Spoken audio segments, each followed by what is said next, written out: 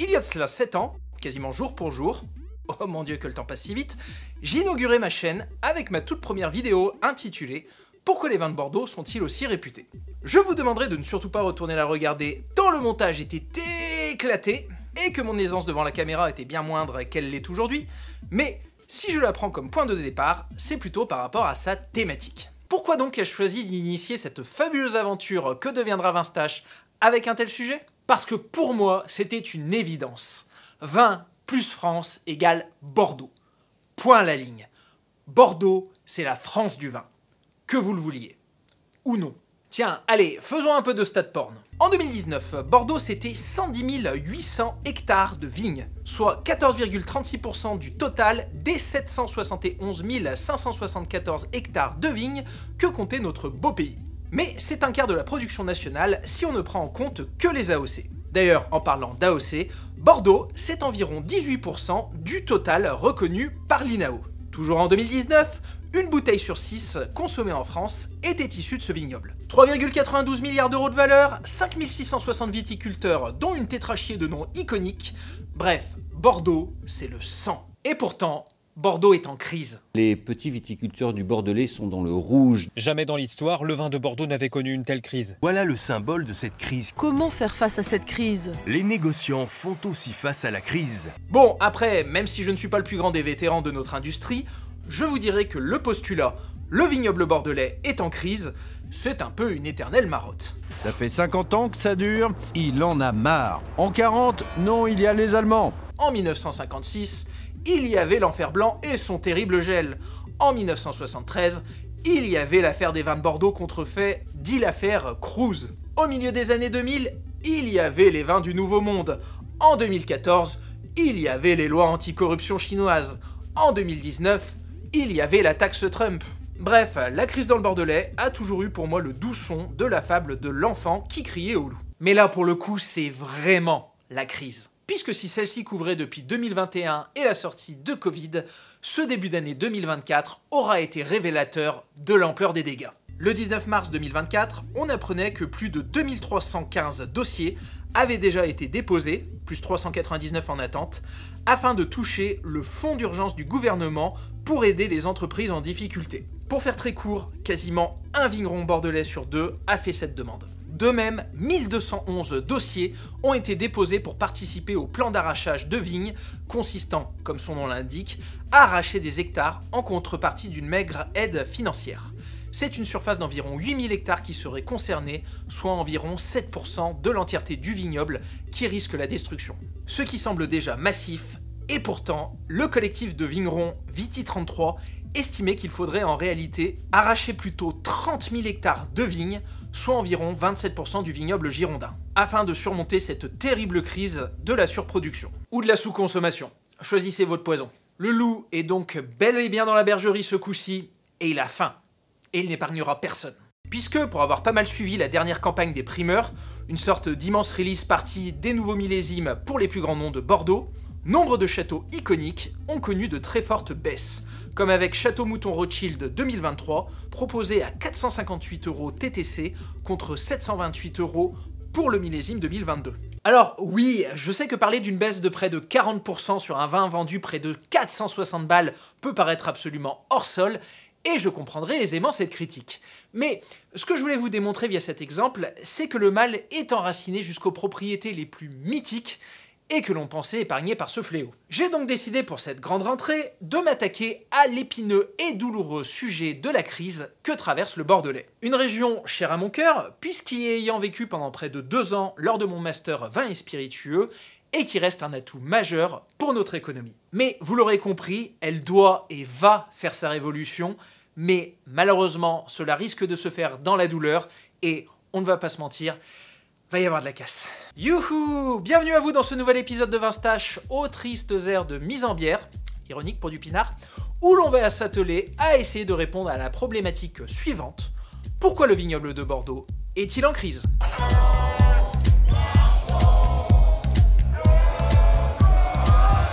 Bon, alors, les plus perspicaces d'entre vous m'interpelleront peut-être en me disant « Pourquoi se fader un épisode de plus de 50 minutes sur le sujet quand on peut faire simple ?»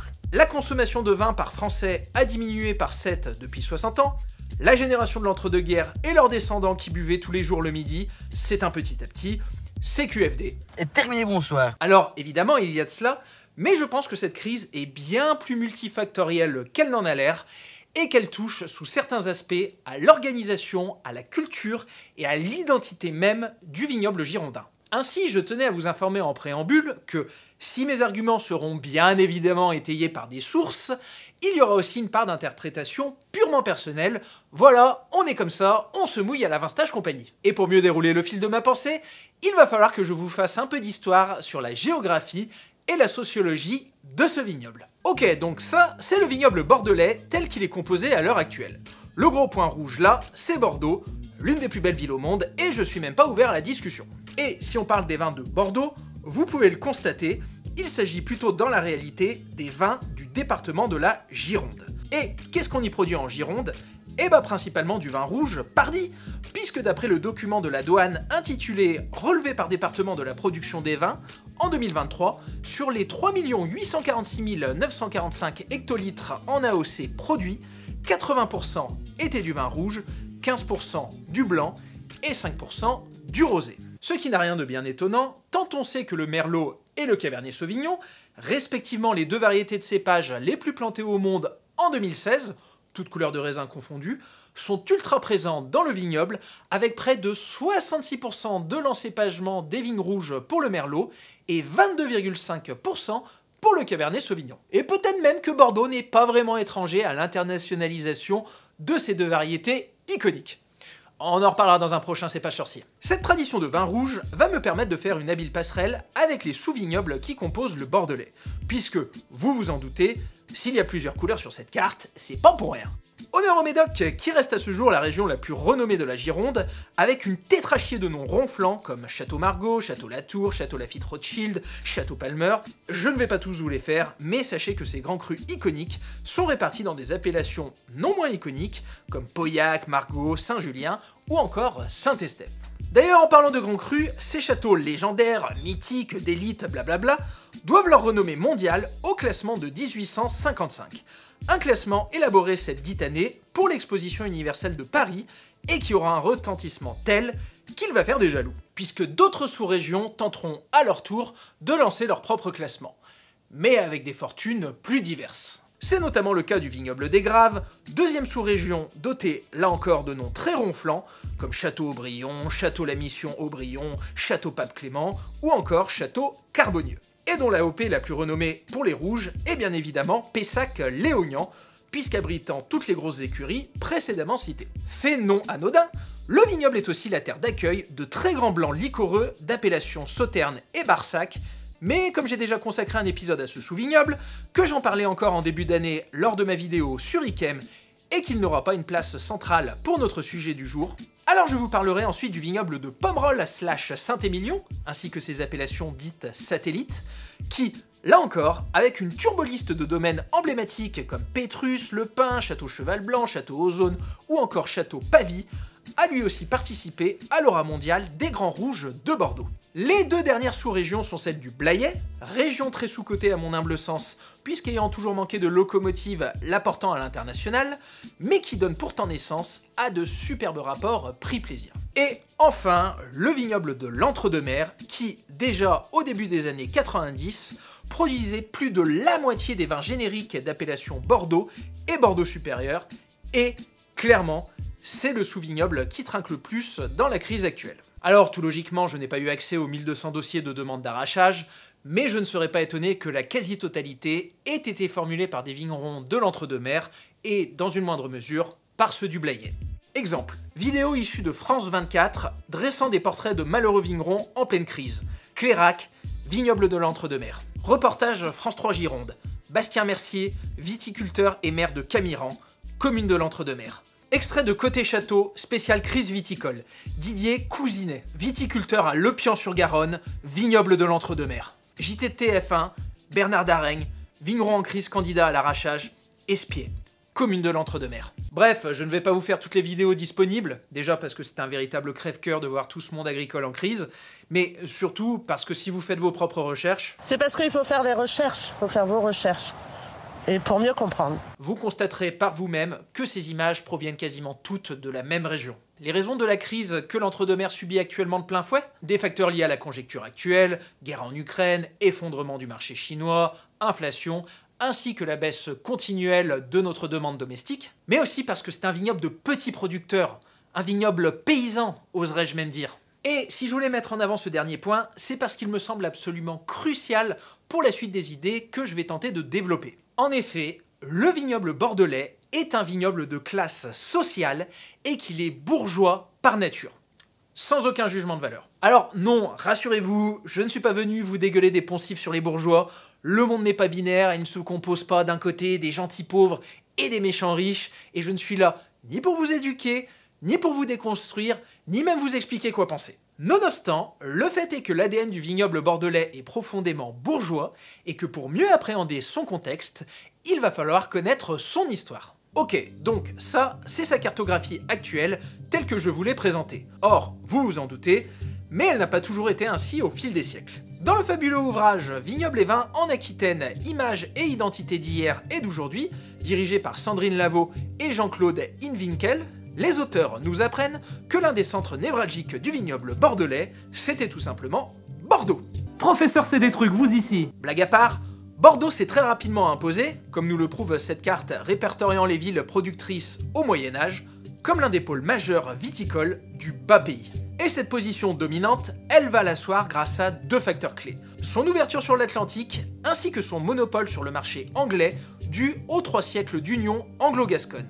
Ainsi venait de naître le premier âge d'or du vignoble. Son deuxième âge d'or, qui débute à partir de la seconde moitié du XVIe siècle, elle le doit aux marchands hollandais. Commerçants qui vont apporter certaines avancées cruciales en termes de vinification, comme le soufrage des barriques, avec la fameuse allumette hollandaise. Et si les vins rouges modernes commençaient à se faire un nom dès le début du XVIe siècle, grâce à l'apparition d'une classe bourgeoise / d'une civilisation des mœurs, qui c'est qui va développer la demande de ces vins plus forts et plus noirs?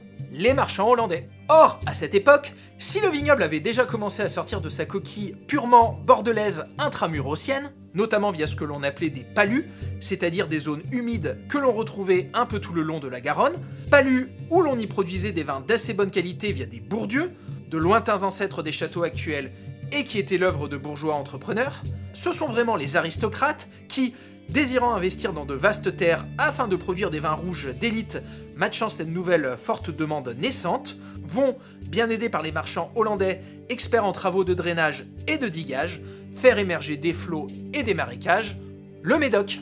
C'est d'ailleurs très bien résumé par Sandrine Lavaux, donc je la cite, « La mise en valeur viticole de ce pays médocain, longtemps demeuré en marge, est le fait d'une aristocratie de robe qui a édifié, par reconstitution de réserves seigneuriales, de vastes exploitations centrées sur les sols de graves. Les graves étant, pour faire très court, les sols typiques du Médoc. La réputation des très grands vins rouges bordelais doit donc historiquement tout à son aristocratie, et les siècles passés à Bordeaux, dans l'industrie du vin, la classe sociale faisait tout. Jean-Pierre Renard, le boss final de la Bourgogne, m'expliquait lors de la fameuse dégustation des 33 grands crus que c'était d'ailleurs une opposition majeure au système de classement bourguignon, où c'est avant tout la qualité du sol qui primait. Alors, c'est un raccourci que je trouve un chouïa rapide, puisque les aristos se sont accaparés les meilleures terres, et que la qualité des très grands Bordeaux est bien évidemment corrélée à leur terroir, mais il appuyait ses dires avec un argument de poids, celui des classements. Le classement de 1855, ce sont des grands crus classés, mais qu'on pourrait aisément qualifier de crus aristocratiques. Il existe encore aujourd'hui un classement des crus bourgeois, qui a d'ailleurs une certaine renommée, mais aussi un classement des crus artisans, qui, lui, pour le coup, est très confidentiel. Et tiens, pendant que j'y suis, et alors que j'arrivais vers la fin du montage de mon épisode, j'ai découvert dans le Cox & Ferret, dont on reparlera bien plus tard, que cet ouvrage mentionnait aussi des crus paysans. Grands crus classés, crus bourgeois, crus artisans, classe sociale. Et s'il fallait encore vous en convaincre, je vous en réfère à cette fabuleuse carte, l'affirmation des terroirs de Bordeaux au XVIIIe siècle, toujours issu du superbe ouvrage Vignobles et vins d'Aquitaine, où, comme vous pourrez le constater, l'auteur trace des zones avec des vignobles de crus, donc bourgeois / aristo par définition, des vignobles paysans denses et des vignobles paysans dispersés. Et si par exemple Saint-Émilion est classé dans paysans denses, c'est parce qu'effectivement, avant la Révolution française, la commune était principalement destinée à la production céréalière, et que, comme le démontre si bien le cadastre de la ville, le vignoble s'est développé considérablement à la moitié du 19e siècle, avec une superficie ayant augmenté d'environ un tiers. La réputation des grands vins dits de la rive droite de la Dordogne est donc bien plus récente que ceux de la rive gauche de la Garonne. On en parlera dans mon prochain épisode consacré à Pétrus, qui est situé à Pomerol, une appellation mitoyenne de Saint-Émilion, mais avant la guerre, Pétrus, c'était un cru réputé localement, mais ça n'était clairement pas cette espèce de monstre sacré tel qu'il est aujourd'hui considéré. Est-ce que cette culture de l'identité paysanne en contradiction du clinquant du Médoc sera l'une des clés de voûte du succès de Pétrus ? Peut-être. Ah, je vais quand même pas vous divulgacher mon prochain hit, bordel. Mais Loïc Geoffrey de Vinstache, tu es bien gentil à nous casser les pieds depuis près de 10 minutes à faire ton usul de Wish et à nous parler de l'identité bourgeoise de Bordeaux. Mais c'est quoi le rapport avec le sujet du jour? Eh ben le rapport, c'est que Bordeaux est aujourd'hui très bien positionné sur les segments dits de luxe, et qu'il le restera. Inutile de vous dire que même avec une baisse de 40% et un prix primeur de 460 balles affiché, un château mouton Rothschild continuera de se vendre, hein. Et même si le syndicat des vins de Bordeaux vous expliquera que les grands crus ne représentent qu'une maigre partie de la production, et c'est vrai, hein, puisqu'en accumulant les grands crus classés, les crus bourgeois, les crus des Graves et les crus de Saint-Émilion, on est environ autour de 500 propriétés, soit 10% du vignoble. Mais le fait est que, comme vu précédemment, ce sont eux le poumon historique et l'essence même de ce vignoble, et qu'en termes d'image, et à l'heure où la région cherche à aller chercher une nouvelle génération de consommateurs, donc grosso modo les 25-35 ans, eh bien je pense que cette réputation guindée et poussiéreuse est un vrai frein à l'émancipation de Bordeaux. Parce que ces grands noms, comment fonctionnent-ils? Eh bien, héritage bourgeois / aristocratique oblige, ils sont la propriété de très grandes fortunes. Château-Aubryon appartient au prince Robert de Luxembourg, cousin germain de l'actuel grand-duc régnant du Luxembourg. Le groupe AXA est à la tête du château Pichon-Baron et de château Suduiro, pour ne citer que les plus connus. Le château Canon à Saint-Émilion appartient aux héritiers de la famille Chanel.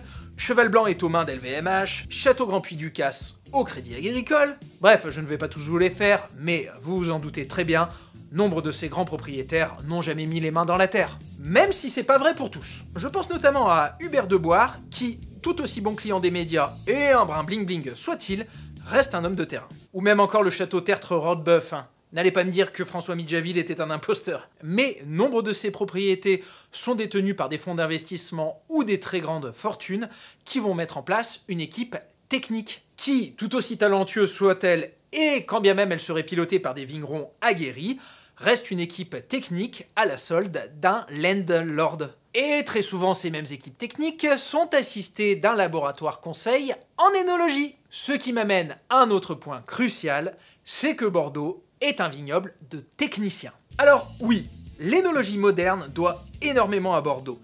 Il me serait trop long de détailler les apports que des noms tels que Pascal Ribeiro-Gaillon, Émile Pénaud ou encore Denis Dubourdieu ont eu pour la qualité des vins, mais pour faire très court, la région a toujours été à la pointe de la recherche, et si aujourd'hui en France, et même plus largement dans le monde, nous n'avons jamais autant produit de vins de qualité, c'est en très grande partie grâce à Bordeaux. Sauf que ce rapport à la technique et à l'énologue conseil, eh ben c'est quasiment exclusif au vignoble girondin. Quand je vais voir des vignerons dans le Beaujolais ou en Bourgogne, le laboratoire d'énologie, bah c'est le mec qui passe de temps en temps pour récupérer des échantillons et contrôler les acidités, et puis c'est à peu près tout, quoi. Alors qu'à Bordeaux, si vous allez visiter tel nom ronflant, on va vous expliquer que le chef Lamberneuf a été designé par tel cabinet d'architecture, qu'il a été réalisé par Gravité pour répondre à tel type d'extraction, et qu'on travaille avec tel type de laboratoire d'énologie. Et puis, ces labos, notamment pour les très grands noms, c'est quand même très souvent les mêmes. Alors, je n'ai pas envie de taper sur Michel Rolland,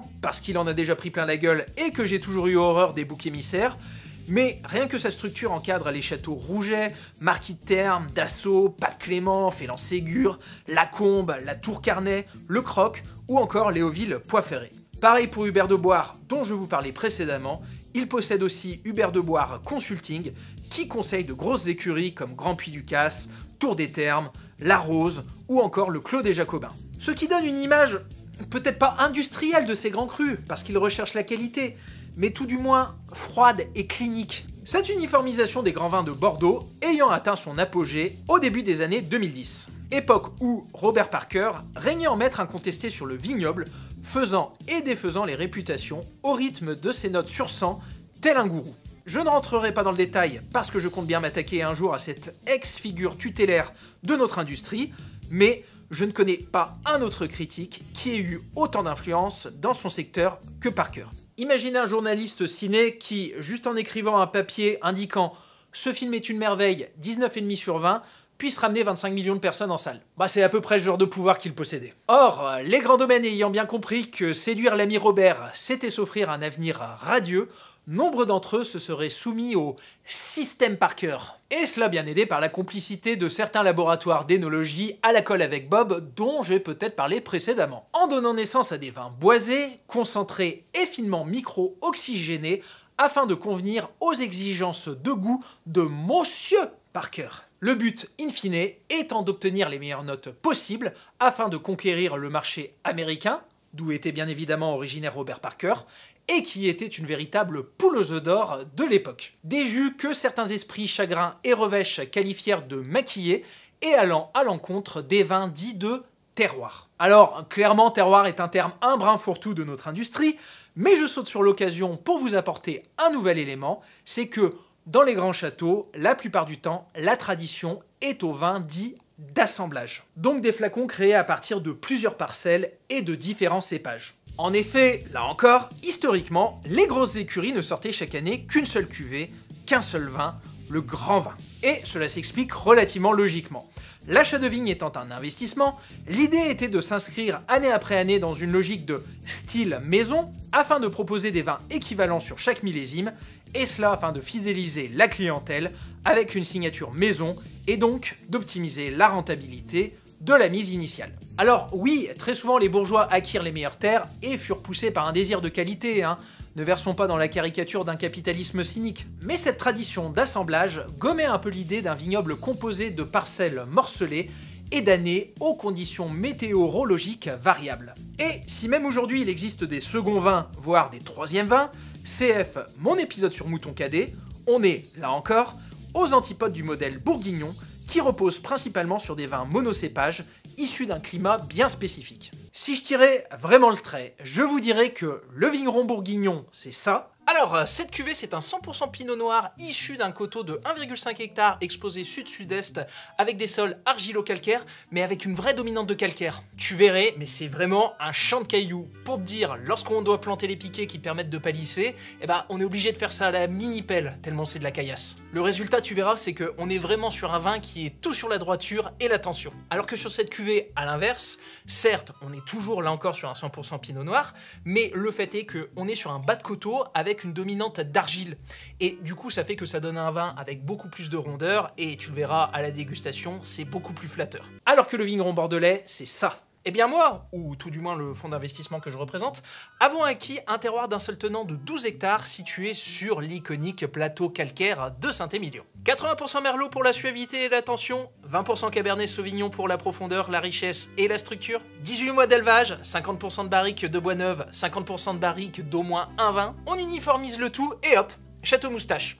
J'ai une seule cuvée, mais alors tu vas voir, c'est incroyable. Le résultat de tout cela, c'est que cela donne un côté un peu opaque pour le profane. Alors oui, dans la réalité, les équipes techniques des grands noms ont morcelé leur terroir et ils savent parfaitement que telle parcelle est mieux adaptée à tel cépage et qu'elle répondra de telle manière en fonction de telles conditions météo. Mais d'un point de vue extérieur, cela donne là encore le sentiment d'un vignoble un peu plus froid et clinique, où la régularité compte plus que la typicité du sol et ou du millésime. Et comme la typicité d'un millésime est clairement liée aux aléas climatiques, j'en profite pour ouvrir la parenthèse, les grands vins de Bordeaux et le bio. Alors, pour commencer, il va falloir trier le grain de l'ivraie. Je ne suis pas pour un secteur agricole à 100% en agriculture biologique et composé uniquement de petits maraîchages. Je ne vais pas rentrer plus dans le détail parce que j'ai déjà eu énormément de mal à structurer cette vidéo et que le vivant étant tellement multifactoriel, pour avoir un début de réponse, il faudrait que l'on convoque un plateau de scientifiques. Donc je prendrai un autoroute de raccourci Pour vous dire que si on partait sur cette solution, il faudrait payer le kilo de carottes 8 € et accepter de se dire que 90% de la population ne pourrait plus se payer de fruits et de légumes. Ah, et accessoirement, il faudrait aussi que entre un quart et la moitié de la population française retourne au champ. Une transition 100% bio, ça se prépare, et au Sri Lanka, qui s'était lancé dans ce noble objectif, ça a fini avec des émeutes de la faim et le palais présidentiel envahi par des citoyens qui tapaient leur meilleur plongeon dans la piscine. Et pourtant, j'y suis très favorable dans le vin. Pourquoi dans ce cas-là me rétorquerez-vous? Eh bah parce que, et même si ça me coûte un peu de le reconnaître, le vin n'est pas un produit alimentaire essentiel. Vous pouvez très bien passer votre vie sans boire une goutte de vin, que vous n'en mourrez pas. Vous serez même très certainement en meilleure santé. Et dans une ère où, comme dit en préambule, la consommation a été divisée par 7 en 60 ans, et où Bordeaux est en surproduction, perdre en rendement au moins les premières années de la transition vers le bio pour aller vers des plus grands raisins mieux valorisés, eh ben ça fait sens. Sauf que faire du bio dans un vignoble proche d'un front de mer océanique et humide, c'est pas pareil que de faire du bio dans l'arc méditerranéen où les vignobles sont ensoleillés et balayés par des vents secs et assainissants. Alors oui, Bordeaux étant bourgeois / traditionnaliste de base, il y a aussi eu des réticences. Je pense notamment au château Lafon-Rocher, qui nous a fait mais une pantomime en nous expliquant qu'ils arrêtaient le bio parce que trop polluant, alors qu'après coup, on a appris que, selon les responsables professionnels bio de Nouvelle-Aquitaine, Château Lafon-Rocher n'a jamais été certifié bio ou en conversion vers le bio. Comme je l'expliquais dans mon épisode de cépage sorcier consacré au Riverinque, l'une des grandes réticences au bio aujourd'hui, c'est la question du mildiou, où il faut traiter celui-ci avec du cuivre. Cuivre non biodégradable et qui peut petit à petit empoisonner vos sols. Cuivre qui est lui-même très souvent épandu avec des tracteurs dont l'impact carbone n'est pas anodin. Or, comment se développe le mildiou? Avec des pluies suivies de journées humides et non ensoleillées. Or, pour avoir vécu à Bordeaux, je peux vous assurer que de mi-octobre à mi-mai, avec le front océanique, eh bah, ça drache sévère, hein. Donc, sur le fond, eh bah, je ne trouve pas totalement incohérents les arguments du château Lafon-Rocher. Mais ces questions techniques, évidemment, nombre de consommateurs n'en sont pas informés. Et pour toute une génération, bio égale bon et sain. Pour de l'alcool. LOL. Et pas bio égale les vilains pesticides. Donc, pour récapituler mon immense parenthèse sur les grands vins bordelais, positionnés sur les segments dits de luxe. Une image hyper aristocratique déconnectée des réalités de la terre. Un vignoble de techniciens où le discours technique prime sur celui du terroir. Une prédominance des énologues conseils à l'imagerie de faiseurs de vin sur commande. Le feu système Parker qui a énormément marqué les esprits et dont la caricature des amateurs de vin n'a retenu que l'idée d'une standardisation du goût avec des vins bodybuildés et maquillés.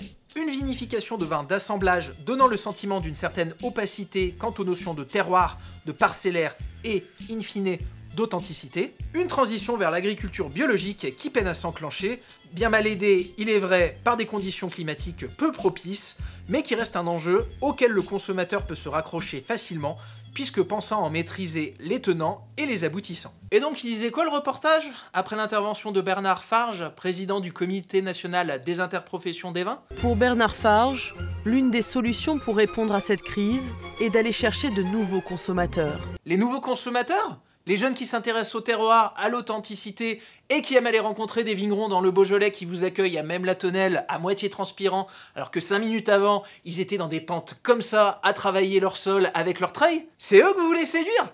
Ah bah putain, il y a du boulot, hein. À l'autre côté du spectre, s'il y a bien encore un autre super segment sur lequel Bordeaux est là encore hyper présent, c'est celui du vin de tous les jours. Puisque, selon une infographie tirée du bilan de commercialisation 2020 du syndicat des vins de Bordeaux, c'est près de 51% des bouteilles qui étaient vendues en dessous de 5 €. Et où est-ce que ces vins sont massivement produits? Eh ben je vous le donne en mille, l'entre-deux-mers, le fameux sous-vignoble qui, comme je l'expliquais en début d'épisode, se prend de plein fouet la crise et où plus de la moitié des vins génériques d'appellation Bordeaux et Bordeaux supérieur sont produits. Toujours d'après le fabuleux ouvrage Vignobles et vins en Aquitaine, Jean-Claude Inwinkel nous explique que si la partie occidentale de l'entre-deux-mers est ancestrale, puisque ce nom, puis l'axe fluvial nord de la Garonne en aval de Bordeaux furent des viviers de développement importants pour le vignoble, les parties centrales et orientales de l'entre-deux-mers, elles, font partie des régions récemment conquises par la monoculture viticole. En effet, ce n'est qu'au début des années 60 que ces ensembles s'orientèrent vers de la viticulture de masse, les fermes étant avant en polyculture, On y cultivait donc plusieurs espèces végétales. Pourquoi un tel essor? Tout simplement grâce au succès mondial de la marque Bordeaux au milieu des années 70. Alors oui, aujourd'hui les temps ont bien changé, mais au milieu des années 70, boire du Bordeaux, c'était le summum de la classe. C'était être un grand connoisseur, comme diraient les États-Uniens. Américain dont le marché intérieur fut l'un des moteurs historiques de la croissance bordelaise, avant que ce ne soit l'empire du milieu qui prenne la relève. Celui-ci représentant près de 700 milliers d'hectolitres en 2017. L'un de ses plus hauts niveaux, soit environ un tiers de ses exportations de cette année-là, et 18% à la louche, de la production totale de la Gironde. Et qui dit volume, dit viticulture de masse. Bien aidé par des paysages relativement plats et donc faciles à travailler seul au tracteur, et chahuté par la concurrence des vins du Nouveau Monde, à la fin des années 80/début des années 90, le vignoble s'engouffra dans une logique productiviste. Avec notamment des vignes plantées à faible densité, afin de réduire la main-d'œuvre au maximum, les vignes larges diminuant les tours de tracteur, mais aussi les multiples travaux manuels, sans en réduire les rendements. L'auteur nous expliquant que on est alors loin de l'impression de jardinage des vignobles du Médoc ou de Saint-Émilion, et l'aspect grande culture se lie aussi souvent dans les pratiques culturales, avec tout particulièrement l'utilisation du désherbage total. Et avec quoi qu'on désherbait avant ? Des intrants. Bon, alors, les intrants, c'est comme pour le bio, il faudrait s'entourer d'un plateau de scientifiques pour en parler pendant des heures, et ce, de manière calme. Donc là, clairement, c'est pas en 50 minutes autour d'un verre que je vais réussir cet exploit. Tout n'est pas noir, tout n'est pas blanc, et à mon humble avis, c'est avant tout une question de dosage et d'arbitrage risque-bénéfice. Mais quand même, cette carte de l'association Solagro, intitulée Indice de fréquence de traitement phytosanitaire des surfaces agricoles, fait mal pour le vignoble français. Notre industrie étant classée 5e des IFT, les indices de fréquence de traitement, derrière la pomme de terre, la pêche, la pomme bio et la pomme conventionnelle. Mangez des pommes! Et rien qu'en regardant les taches rouges, on devine une bonne partie de nos vignes. Alsace, Beaujolais, Rhône-Nord, Languedoc, et là, c'est le combo Bordeaux plus cognacé. Bref, l'entre-deux-mer se colle cette étiquette d'embouteilleur de masse, piloté par des grosses caves coopératives avec des logiques productivistes et non durables.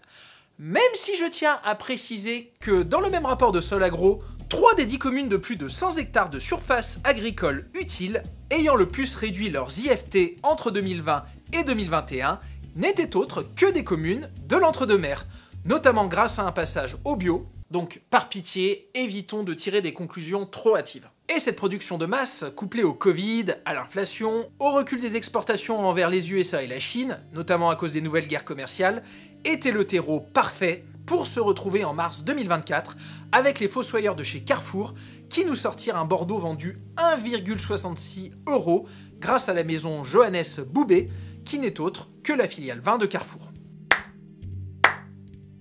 Carrefour qui est assez coutumier du fait, puisque déjà en 2017, il nous sortait une bouteille de Bordeaux, comte de Thalem, à 96 centimes.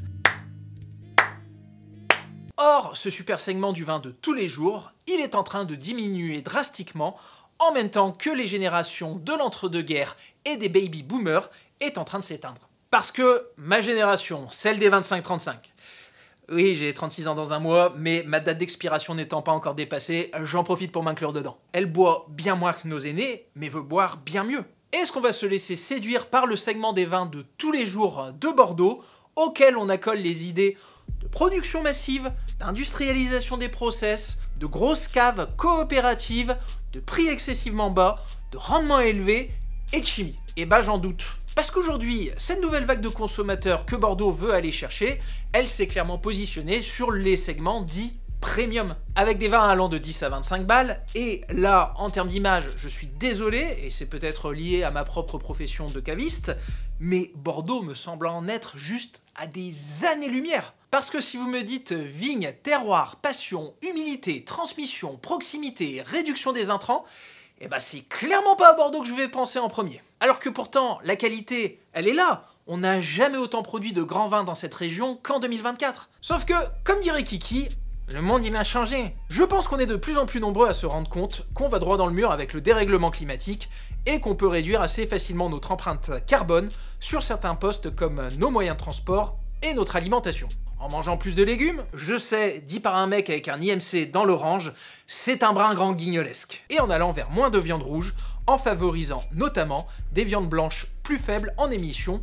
comme le poulet. Lorenzo, poulet. Donc, pour un vignoble qui produit à 80% des vins rouges plutôt puissants et tanniques, eh bien ces nouveaux modes de consommation qui risquent de s'inscrire dans le temps, eh ben c'est pas un atout foufou. Et comme on va aller de plus en plus vers des étés caniculaires qui dureront du 15 mai au 15 octobre, je pense que dans le futur, on cherchera à aller vers des vins de moins en moins alcooleux. Or, à Bordeaux, les vins ont plutôt des profils avec des degrés d'alcool élevés et qui se consomment lors d'une morne soirée pluvieuse d'automne. Et puis, Bordeaux, et c'est quelque chose que moi-même j'ai mis longtemps à appréhender, c'est l'éloge de la patience. Un Bordeaux à 20-25 balles, pour moi, c'est un vin qui doit se boire avec minimum 8 ans de vieillissement. Sauf que, aujourd'hui, la donne pour ma génération, eh ben c'est pas la même que celle de mes parents, où le prix des énergies fossiles était tellement bas qu'il était relativement facile de s'acheter une maison de 150 mètres carrés avec un grand garage, voire même une cave. Aujourd'hui, quand t'arrives à trouver un pavillon de 90 mètres carrés avec autant de terrain dans une aire périurbaine à moins de 180 000, mais t'as fait l'affaire du siècle. Les couples dans Paris intramuros qui t'expliquent qu'ils ont eu la chance d'une vie parce qu'ils ont réussi à acquérir un T4 à moins de 650 000,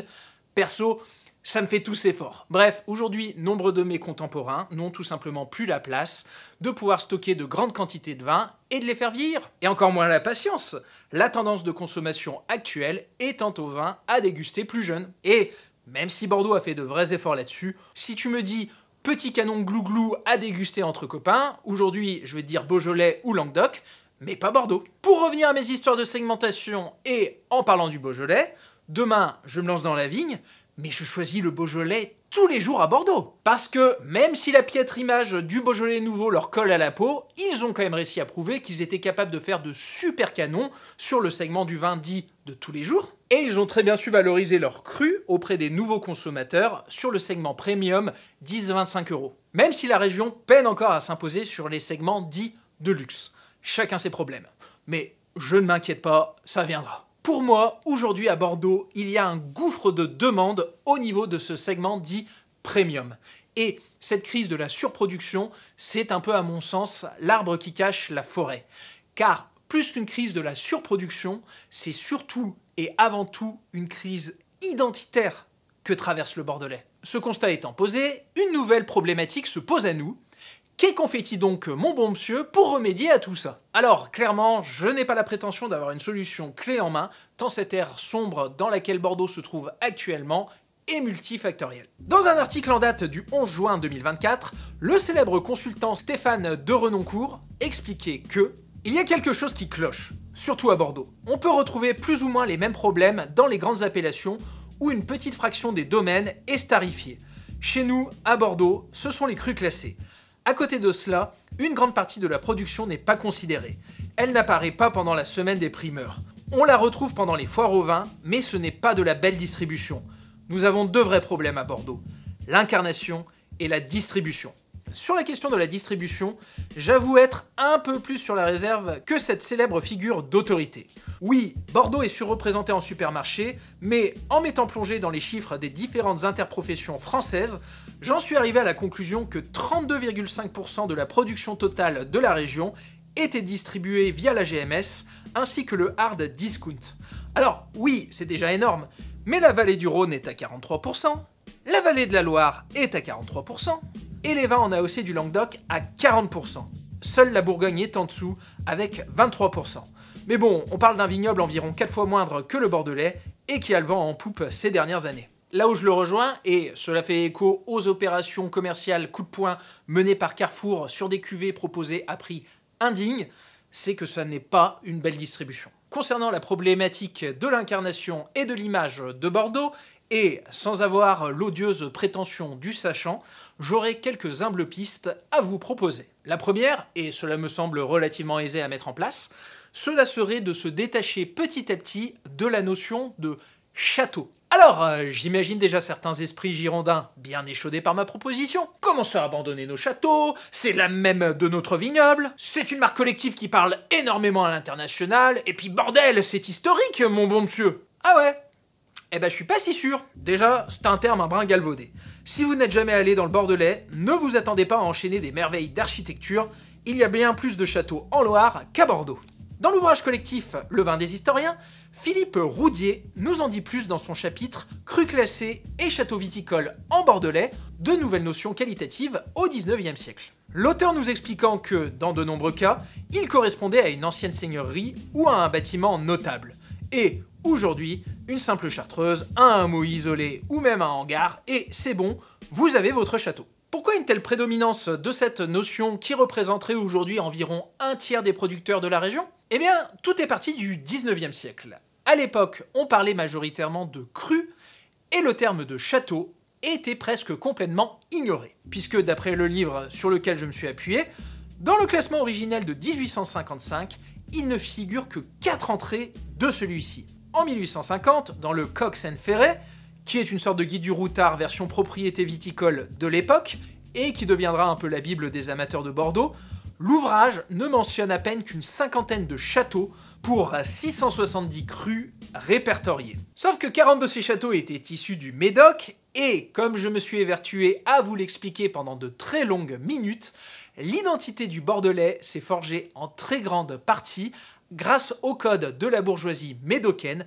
qui seront repris par le reste de la région. Cependant, aujourd'hui, cette notion de château renvoie à une image assez guindée et poussiéreuse, et j'ai tendance à penser que s'en extirper, c'est se donner une chance de se créer une identité moderne auprès des nouveaux consommateurs. Puis à ceux qui ne seraient pas convaincus par ma tribune, regardez Pétrus. Château Pétrus est devenu Pétrus dans le milieu des années 30, afin d'en accentuer sa singularité et sa différence. Ou Liber Pater.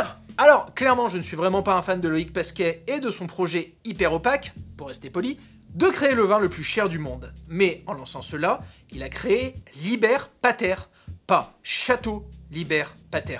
L'un des deuxièmes axes, selon moi, serait d'apprendre à valoriser un peu plus le côté alternatif de Bordeaux. Est-ce que vous avez déjà entendu parler des vins de garage? Donc, les vins de garage, ou garage wine, est un terme apparu au début des années 90 et auquel on a collé la notion de vin de faible rendement et de petit volume, vinifié avec les moyens du bord. Une sorte de vin de la débrouille avec une volonté de transgresser les conventions tout en essayant de faire de la qualité, mais sans s'appuyer sur des moyens exorbitants ou des équipements fastueux.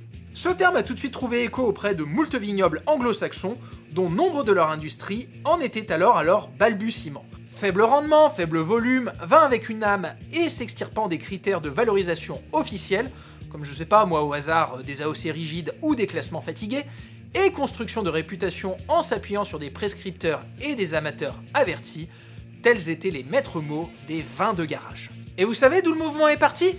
Le Beaujolais et ses vins nature un peu punk? Pas du tout. Le Bordelais, puisque deux des figures emblématiques et ardentes promotrices de ce type de vin n'étaient autres que Jacques Tienpont, propriétaire du château Le Pin à Pomerol, dès 1979, suivi au tout début des années 1990 par Jean-Luc Tunevin, fameux propriétaire du château de Valandreau à Saint-Émilion. Et aujourd'hui, cette face B de Bordeaux existe plus que jamais. Je pense notamment au collectif Bordeaux Pirates, des vins qui sortent des sentiers battus, à l'abordage, et qui regroupe aujourd'hui une petite trentaine de vignerons, parmi lesquels je ne peux que vous conseiller les jolis vins du château Casbonne, avec un univers bien à part, venu pour changer la donne, mais dont la production vaut le détour, du château Tirépée, de Régis Chaigne, ou encore du château Antonique. Troisième axe, et qui concerne notamment l'entre-deux-mer, revenir à des fermes à taille humaine en polyculture et se désengager petit à petit du modèle de la cave coopérative. Alors là encore, j'ai bien conscience que ce que je viens de dire est beaucoup plus facile à dire qu'à faire. Et qu'un vigneron de 62 balais avec une exploitation en monoculture de 40 hectares de vignes, si je lui dis de se convertir au bio, de perdre en rendement les premières années, de devoir embaucher une équipe d'ouvriers agricoles conséquente et capable de travailler avec ce type de culture pour ensuite galérer pendant près de 10 ans avant de se créer un nom et de potentiellement mieux vendre ses vins, eh ben il va me dire d'aller me faire foutre. Et je ne lui en tiendrai pas rigueur. Et malheureusement, je comprends pourquoi tant d'exploitants décident de déposer les armes et de passer à l'arrachage. Mais le fait est que plus le temps avance, et moins je crois dans le modèle de la cave coopérative. C'est-à-dire ce modèle à l'ancienne, du petit viticulteur qui fait pousser ses raisins, puis vient ensuite les apporter à la cave, où ceux-ci seront vinifiés par une méga structure, pilotée par un responsable des vinifications et son équipe. Eh bien, pour moi, il vit ses dernières heures. Lors de mon master vin et spiritueux à Bordeaux, nous avions visité la cave coopérative des vignerons de Buzet, qui, outre le fait qu'elle ait cassé masse de préjugés que j'avais sur ce milieu, me semblait être une superbe réussite. Or, mi-juin, on apprenait qu'elle était gravement endettée et qu'elle avait initié une procédure de sauvegarde. Alors, oui, il y a encore quelques caves avec des grosses appellations réputées qui s'en sortent pas trop mal, comme celle de Tain-l'Hermitage. Mais combien de nouveaux domaines n'ai-je vu émerger à découverte en vallée du Rhône Nord, dont l'histoire était similaire, c'est-à-dire des enfants de vignerons coopérateurs de la cave de Tain-l'Hermitage qui décidaient de récupérer les terroirs de leurs parents, bien conscients que leurs vignes étaient ancrées sur des terres très convoitées et très réputées. Bref, ces caves coopératives ont souvent une image froide et impersonnelle, une image d'industriel sortant de nouvelles cuvées au rythme de l'évolution des modes de consommation, crémant, rosé, puis aujourd'hui vin no low, c'est-à-dire avec peu ou pas d'alcool. Et sans cynisme aucun, bonne chance aux responsables communication pour intéresser ma nouvelle génération avec ce genre de background. A l'inverse, écrire son histoire quand on est une petite exploitation, c'est déjà bien plus aisé. En février dernier, je me suis rendu sur le salon Wine Paris, et plus précisément au pavillon de la Nouvelle Vague, qui, comme son nom l'indique, présentait la nouvelle génération de vignerons. C'est ici que j'ai pu découvrir le Château l'Indécise, une ferme située à l'Élève et Toumérargues, totalement à l'est de l'Entre-deux-Mers, à une dizaine de kilomètres de Bergerac, avec des vignes en appellation Côte de Bordeaux Sainte-Foy-la-Grande. Donc typiquement le genre de vignoble qui ne jouit pas d'une grande renommée. 9 hectares en polyculture, dont 6 de vignes, mais avec aussi des vergers, de l'agroforesterie, des jachères et cultures tournantes, et de l'éco-pâturage avec des poules et des brebis.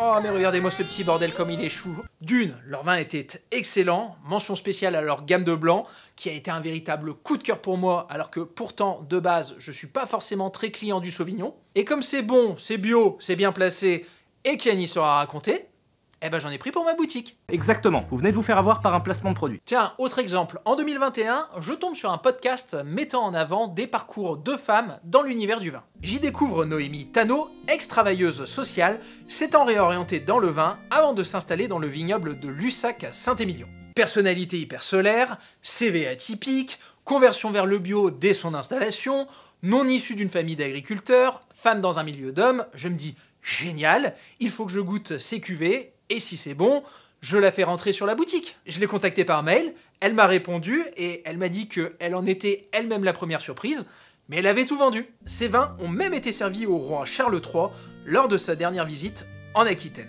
Comme quoi, quand on met en avant une reconnexion à la terre, ça marche. Et je m'en remets à une autre citation de Stéphane de Renoncourt. Aujourd'hui, on va accorder plus d'importance à la philosophie d'un vigneron, à l'histoire d'un domaine. Selon moi, le vin est un reflet de la société, il en dit très long sur l'humanité à travers l'évolution de ses goûts. Aujourd'hui, les gens sont plus susceptibles de s'émouvoir pour un petit domaine proche de son terroir que pour un aristocrate devant son château. Et ça, je pense que le syndicat des vins de Bordeaux l'a bien compris en lançant une nouvelle campagne Place au Bordeaux Cru, avec ce jeu de mots que je trouve très pertinent. On a quelques grands crus. Mais on est surtout un grand cru. Et mettant plus en avant les engagements durables de la viticulture bordelaise, ainsi que quelques portraits sur les réseaux sociaux, même si je trouve que c'est encore un peu timide de ce côté-là. En conclusion, la crise bordelaise n'est pas qu'une histoire de conjecture économique. Bien sûr, le Covid, la guerre en Ukraine, l'inflation, l'effondrement du marché chinois, avec en bonus une possible menace de taxes liées aux menaces de protectionnisme européen sur les voitures électriques ou les panneaux solaires, sont autant de facteurs ayant précipité la chute de cette région qui se retrouve aujourd'hui en situation de surproduction. Mais tout cela a un peu valeur de leurre pour moi. Le cœur du problème se situant, à mon humble avis, dans la crise identitaire liée à sa déconnexion avec la nouvelle génération avide de terroir et de storytelling. Prise entre le marteau et l'enclume, avec d'un côté des vins hors sol et intouchables, issus d'une aristocratie qui gère ses crus comme des assets financiers, et de l'autre, une petite viticulture de masse à l'agriculture productiviste et très négativement connotée. Et, pour continuer d'avancer, Bordeaux ne doit plus valoriser son histoire avec un grand H, mais ses histoires avec un petit H. À bientôt!